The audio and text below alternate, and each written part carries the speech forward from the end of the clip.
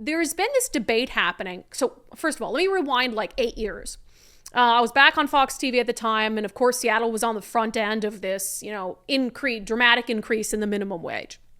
So at the time, though, when they passed it in Seattle, it was a phased in increase to the minimum wage where, okay, bigger businesses, you're going to have to make this leap first, and then smaller businesses, you can kind of follow. And then for restaurants, they were doing something called total compensation, where, as long as you've got a base hourly wage that is below what we've set for the minimum wage, but as long as total compensation gets them there, like a waitress, tips are going to get the waitress up to the minimum wage that other big businesses, for instance, are handling.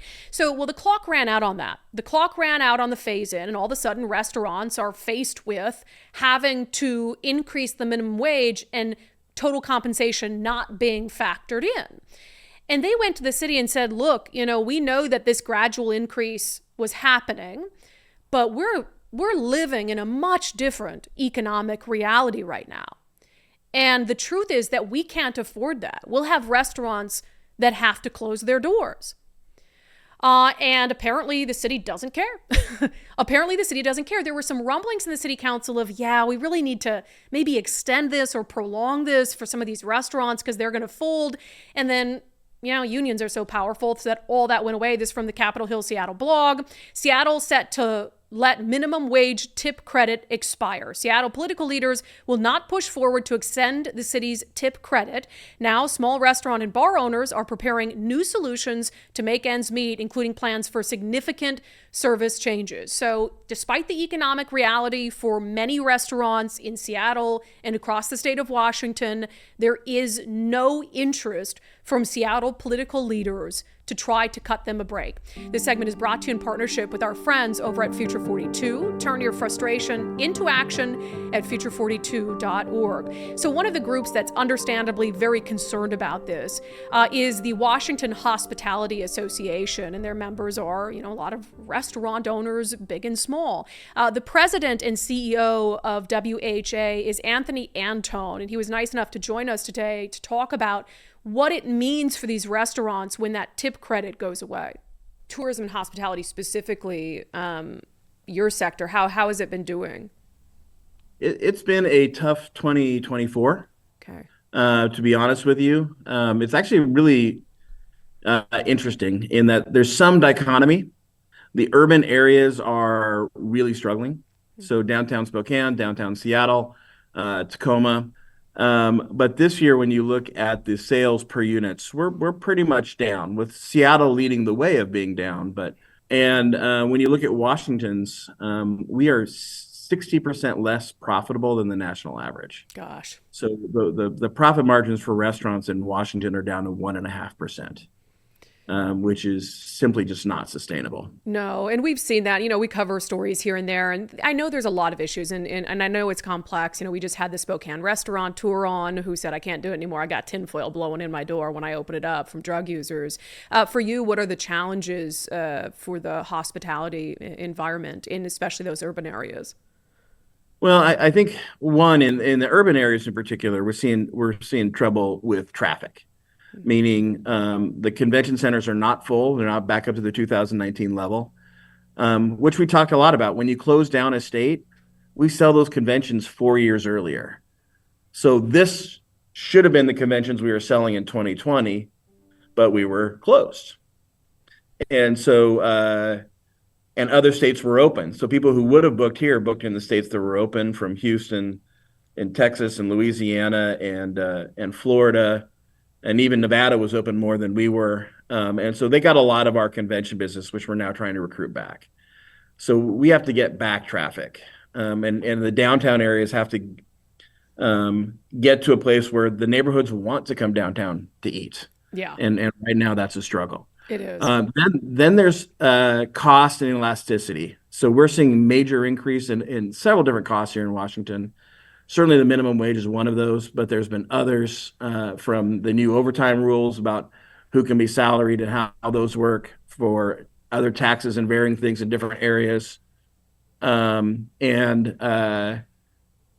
other just costs are up. And we all saw the inflation numbers, right? The overall cost of food is up 30-some%. And so while Restaurant menu prices are up 27 because restaurants are trying not to pass everything on to you.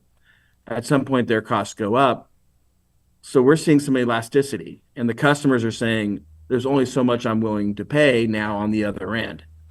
Yeah. So a lot of people will tell you it doesn't matter what the minimum wage is as long as the customers will pay it. But when they stop paying it, because the prices have gone too high, then that compression really starts to feel some pain. Yeah, and that's what we're talking about is the minimum wage. So several years ago now, when this was all being negotiated about increasing Seattle's minimum wage, there was a recognition that, hey, this is going to be harder for smaller businesses, for businesses like restaurants that don't have this, wild profit margin. So they were allowed to do something called total compensation, where it was like, okay, the tips, for instance, that someone receives go toward their total compensation. So then the timeline came up, and that was supposed to be phased out. How hopeful were you, though, that the city of Seattle would recognize the current system and say, we can't phase that out yet? Well, I think if everything stayed exactly like it was back in 2018 when the conversation was had, I think, or actually it might have been 17.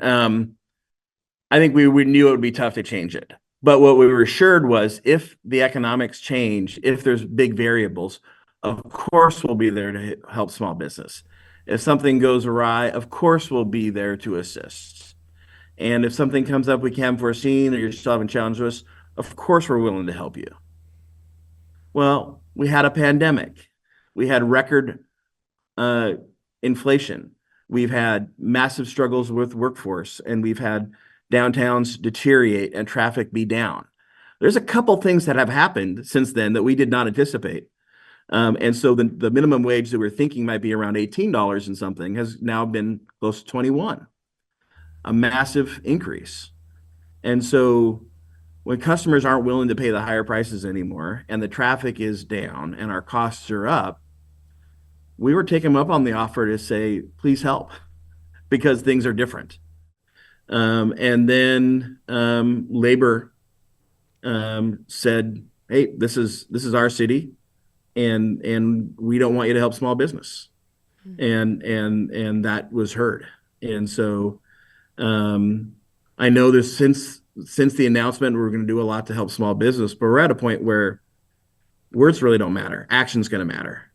If someone's going to help small business, they're going to do it. But short of that, they've declared there's nothing on the table to help small business in the future, in the short term, as far as actual serious things that have passed. Yeah. And operators got to start making plans. Like I said, 1.5%, not sustainable. The debt we incurred during COVID and the traffic levels we have now are not sustainable. People just need to be clear that their city's not willing to help so they can make decisions. So what's the likeliest course of action for some of these restaurants that were already operating on the margins? Is it they have to let people go? Is it they close their doors? What are you hearing? They're just going to flat out have to make some tough decisions.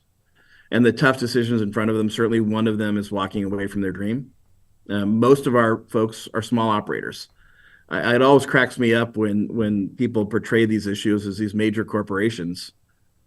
They're not. They're a teriyaki shop. They're a Korean barbecue place. They're a local diner. These are not massive corporations. These are locally owned businesses, and it's their dreams, right? That's the reason I love my job so much is we're still helping people chase that American dream. It's still there in a lot of other communities. And so for some of them, we're going to have to face that challenge of maybe this city and this dream just isn't for me. Others are going to just have to make serious decisions on their business model. The 1.5% is just not sustainable. People have to change. The debt load that we've not been able to wipe off from COVID is not sustainable. It's something that has to change. They're going to be trying unique things in their model, trying to survive. And so the more we can spread to the word that, yeah, it's different than it was, but they're being different because they still want to service you their great food and their great service a year from now. And they're trying to change so they can. Yeah. And so we're going to see different tipping models emerge. We're going to see more technology being adopted. We're going to see portion sizes adjust. We're going to see pricing adjust. they're trying to find a way to survive when everything around them of what they knew about the business model when they first signed their lease, when they first chased their dream, is really changed. That's Anthony Antone. He's the head of the Washington Hospitality Association. And here's what I would ask you, right? If you were trying to get small businesses to fail, would Seattle do anything different than it's doing right now? If that was your goal, right? Let's set out to ruin small businesses and to get restaurants to close their doors. Would you do anything different than you're doing now? Allow open-air drug abuse to flourish?